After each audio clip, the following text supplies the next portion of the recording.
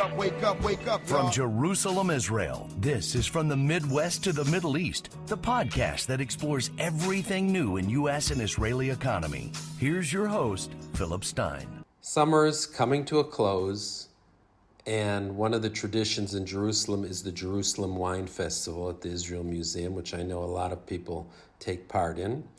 Although I'm not going to take you to the wine festival, I am going to let you listen to an interesting conversation on wine with a good friend and one of the leading experts in Israel on wine, namely David Weinberg. I think you'll find the conversation interesting, and it will incentivize you to go out and try some new wines. So enjoy. This episode is brought to you by Philip Stein and Associates, the largest U.S. CPA firm in Israel, providing U.S. tax services to Israelis, Americans, corporations, startups, and anyone else needing them. I'm very excited today to talk about something other than politics or Israel's future, although there is some futuristic aspect to our discussion. But today I have a good friend of mine, that I'll start with that title, although he has many more, David Weinberg.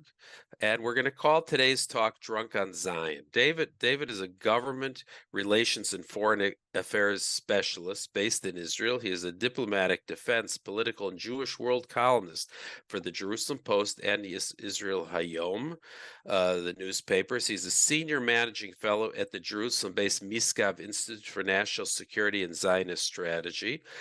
He was a senior advisor to Deputy Prime Minister Natan Sharansky and founding coordinator of the Global Forum Against Anti-Semitism in the Israel Prime Minister's office. David studied oenology, if I said that right, at the London-based International Wine and Spirit Education Trust. He's now a level 3 in terms of certification. He conducts wine and food tours in Israel and writes about kosher wines from around the world.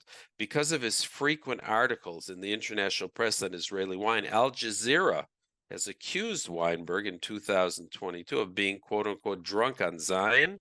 And that's why David picked the title for this conversation, and quote-unquote, wine washing the occupation. He says there are biblical echoes in every glass of quality Israeli wine.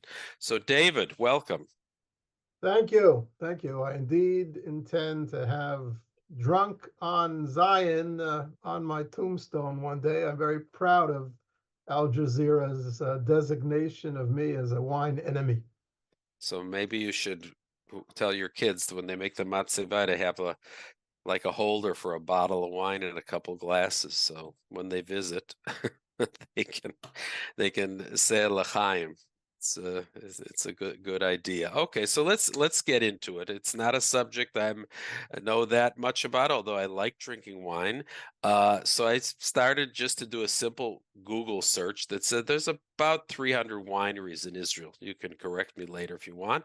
And the same search I saw, there were 27,000 wineries in France. So if I do some quick accounting, that works about to one winery for every 33,000 Israelis, compared to one winery for 2,500 Frenchmen.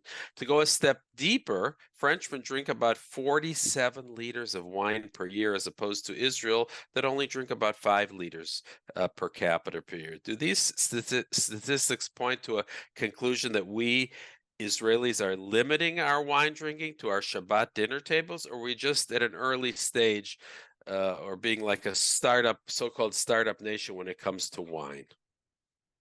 It's an interesting question, but it leads us in the wrong direction, Phil. Okay. So lead me. We're not the French or the Italians or even the Argentinians in terms of the amounts of wine that the average Israeli drinks. However, for a country our size, we are becoming a wine powerhouse. There are some 65,000 dunams of land under grape cultivation in Israel. The country produces some 55 or 60 million bottles a year. That's a drop in the bucket compared to some of the countries I mentioned beforehand that produce hundreds of millions of bottles of wine every year. But it's the quality, not the quantity, that counts. And after 100 years or so of producing junk, Israel has undergone over the last 30 years a wine quality revolution, and today's Israeli wines, which are very, very variated and variegated, many different types and styles, those wines are winning international recognition and awards. Well, I'm just thinking, usually when they do, I don't know who does it, they do that, maybe it's through the UN, a yearly happiness index, which we usually rate quite high. I was wondering if we increased our wine consumption, if we would move up and pass those Nordic or Scandinavian countries. But I couldn't agree more. I think that Israel and the world looks a lot rosier through a good glass of red wine, and I am makpid. I insist on my glass of wine every evening before bed. Wow. So, your own personal expertise, but you're also your knowledge of what's going on in Israel. So, what are the current and future trends in Israeli winemaking, and in what unique directions is Israel winemaking going? Okay, it's a great question, and I think there's a concrete and fascinating answer to your question. But I want to dial back before answering. I want to dial back for a moment and tell you why Israeli winemaking has increased so much and so well. What our wine growing advantages are, and there are really four. First of all, it's our geography. As you know, National Geographic considers Israel to be a country with the most widely differing climates. The Golan is completely different from the Negev, and the Central Plains is completely different from the Sumerian Highlands. And these varied climate conditions, geographical conditions, allows Israel to grow a lot of different types of grapes. Number one. Number two, there is something called a diurnal range, which means the range of temperatures. Very hot during the day, very cold at night. That's true of the Golan. It's true of the Negev. That makes for good grape growing conditions. Third of all, because we're a country of immigrants, our winemakers are also immigrants from all over the country, meaning they've trained in the best places. And young Israelis have gone abroad to train in the best places, and from Argentina to France, Italy, Spain, and Australia and South Africa. And therefore, we have really well trained and exciting young Israeli winemakers. And the fourth reason is the bracha, God's blessing to the land of Israel. We can spend a half hour now quoting psukim, the verses from the Bible about how the land, one of the unique features of the land of Israel are its fantastic grapes. And I see the flowering of the modern Israeli wine industry as indeed biblical prophecy coming true in our day. Now, to answer your question specifically, there are two very different directions in which the modern Israeli wine industry is going. One, which comes from Baron Rothschild, who brought over the very first grapes from France back in the 1880s. He was the owner, and the Rothschild family today still owns Chateau Lafite and other classic French wineries in Bordeaux. So he brought over the grapes that he was familiar with, Cabernet and Merlot. These are grape varieties, and Cabernet Franc. And these are the varieties that still make the great Bordeaux blends of France. And for most of the last 100 years, that's what was planted here as well. And Israel produces decent Cabernets. The problem is that our climate here is totally different than it is in France. It's a lot hotter here. And as we know, hot summers are getting hotter everywhere around the world. And what happens to these grapes in a very high climate is that they ripen very quickly. They become, very high in alcohol. And you end up getting very bold, very high alcohol wines. And the winemakers here struggle with that. Therefore, there is a new school of thought in Israeli winemaking, which argues that growing, planting, and making wines from Cabernet and Merlot the Bordeaux, classic Bordeaux blends is the wrong direction. We should be planting, we should be growing, and we should be making wine from grapes that will grow better in our hot climate. Grapes that are indigenous to Spain, Italy, and southern France, for example. And that's grape varieties such as Grenache, Syrah, Mourvedre, Carignan, and more. Classic blend, for example, from Tuscany in Italy is GSM, Grenache, Syrah, Mourvedre, or from the Rhone Valley of just southern France and southern France itself. And there's an entire segment of the Israeli wine industry that is now shifted to growing these hot Mediterranean climate varietals. And I think that's the wave of the future for Israeli winemaking. We're never really going to compete with Bordeaux in France for the greatest Cabernets in the world.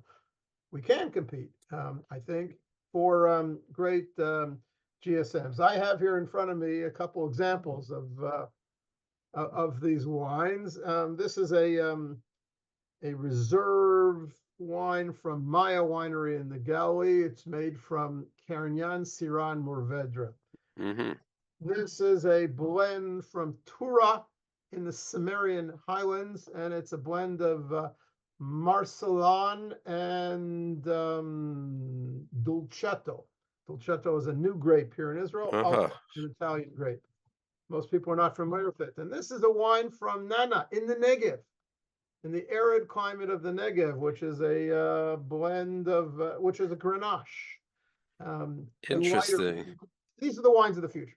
So that was, I think most people, if you ask where is wine made, where is the grapes grown, the Golan certainly has become very famous. So probably people would say, well, Rishon LeZion, that was from the early days, the Carmel, but you just showed the last wine coming from the Negev. That seems like really wine can be grown, grapes can be grown, wine can be made. Is this new, or are we just rediscovering our biblical roots?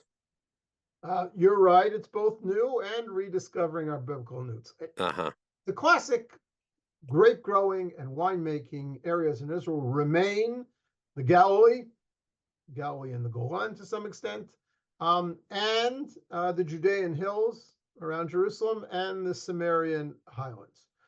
But there are several small quality wineries in the Negev that have made a successful attempt to grow grapes in the arid climates of the Negev using drip irrigation. Fortunately, grapes do not need a lot of water. That's why so many Israeli Jaffa orange orchards have been literally ripped out of the ground and replanted with grapes. Grapes don't require a lot of water. Citrus fruits, orange groves are enormously water intensive, and it's not worth it for the farmers. Now, there are in fact wine growers and grape growers from around the world coming to the Negev to study how Israel is growing grapes in such arid climates. They have a problem in Europe, which is getting hotter. They have a problem dealing with the hot climates, and they're learning from Israeli winemakers how to do so. So a few years ago, I was in the States with my family, and one of my Israeli son-in-laws noticed there was a liquor store next to where we were. I said he wanted to buy something. I said, let's go in. And he was absolutely stunned by a wall that all it had was beer, okay? And endless types, breweries. It was a bit overwhelming. I sense that people today, as you're describing new wineries or new types of wine from different grapes, I think for the layman, we're a little overwhelmed. I speak for them now. So how do we expand our knowledge? How do we, enjoy more of these wines? Where do we start? Okay, it's a good question, and the best answer is to drink to drink more wine? And Okay. this answer is to go to your local wine store, not Okay. the supermarket, Right.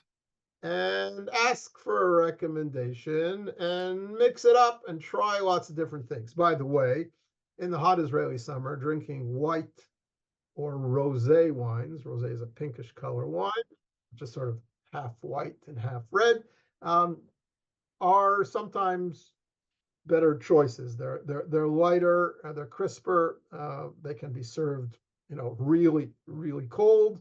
And for many people, that's a better way to drink wine in the Israeli summers. I drink red all year around. I just make sure that my reds are slightly chilled, which is something you wouldn't Really really do in interesting. France. Yes, in Israel, you lightly chill your reds as well, and that way you can also drink the heavy Cabernets and Merlots. This is a Cabernet Franc from Tepperberg, in a big, heavy bottle, and it goes well with your Shabbat chont.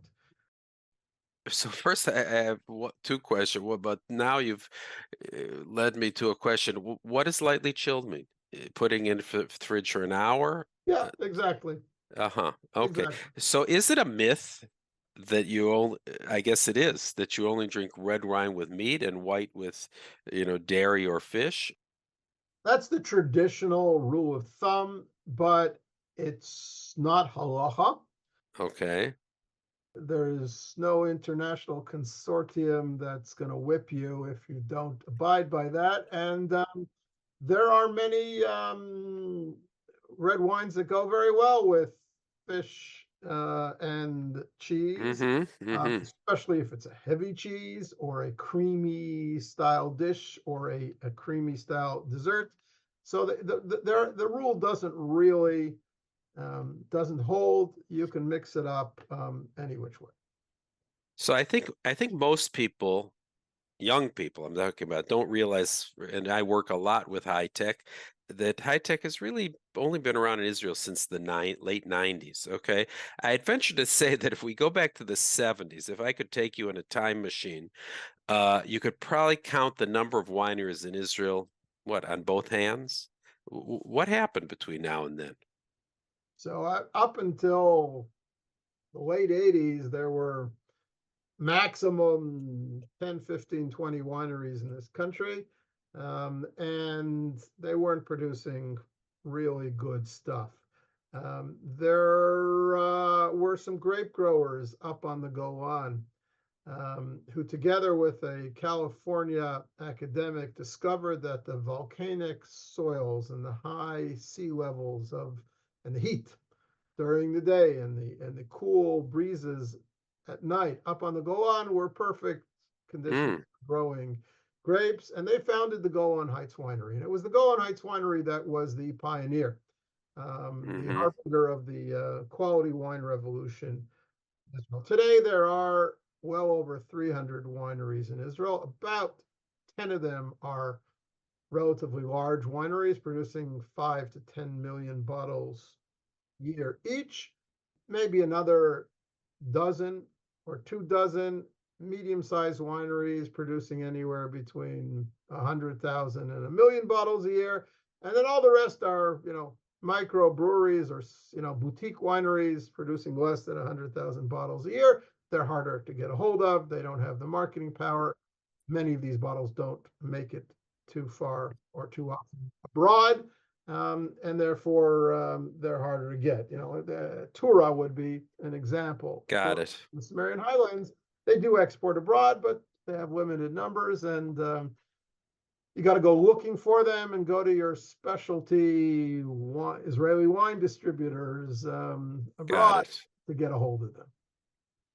Okay, so finally, we're not that far away, believe it or not. I know it's still summer, but we're getting, it's gonna be here before we know it. The Jewish New Year, Rosh Hashanah is coming.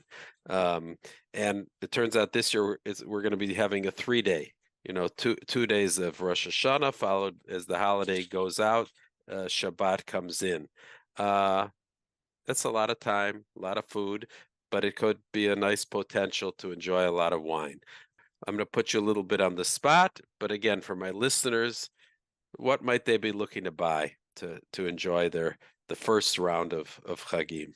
Okay, so it's a good question, and I'll remind our listeners that in Jewish thought and tradition, wine can help elevate you to spiritual plateaus. So it's not a contradiction between long prayers on Rosh Hashanah in shul and imbibing some quality Israeli wine grown in the holy land of Israel.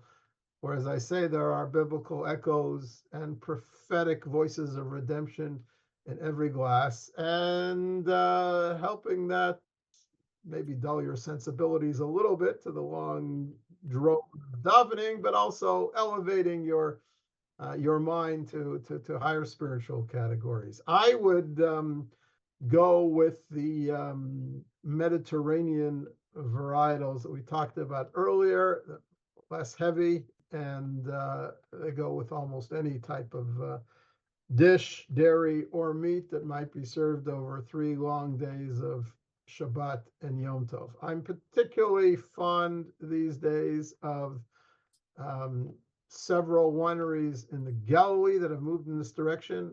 One is called Luria, which is adjacent to Safed, to Tzfat.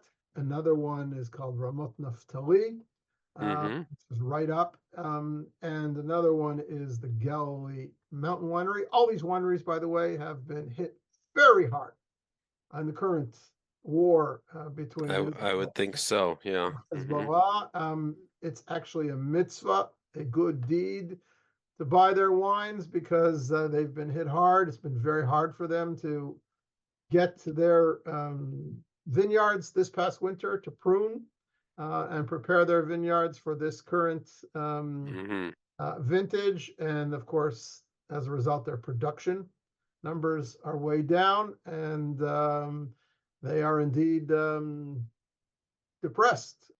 All right, so those three are Luria, Ramot Naftali, and what did you say? Galilee wineries? And the Galilee Mountain Winery, that would be from the Galilee. And in the Judean hills and Sumerian highlands, you have small places like Gvaot and Tura and Shiloh. And then from the Judean hills yourself, you could always go to the classic, outstanding Bordeaux-style wineries such as Castel and Flamme, which produce the classic Bordeaux blends and are world class.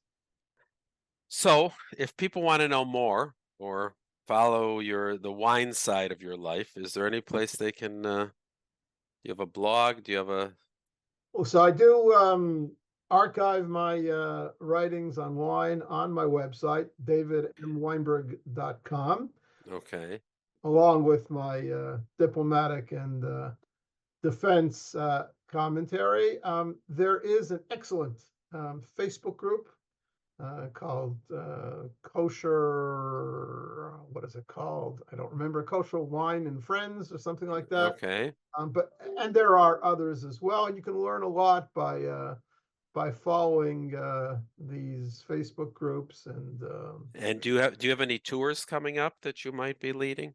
Nothing planned at the moment because in the midst of war, things are sort of, right. But I hope to get back to running food and wine tours in Israel. I have tours in mind planned for the Sumerian Heights, the Binyamin region, the Jerusalem and Judean Mountain region, the southern Hebron Hills region, as well as the Galilee, the Golan, and Plains, and perhaps also the Negev. Well, that requires a lot more driving.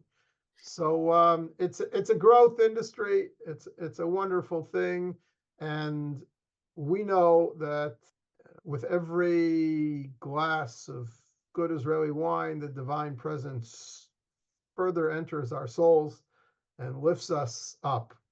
So with that positive note, I say to you, Phil, indeed, it was a pleasure to join you, my good friend, on this widecast. L'chaim Tovim.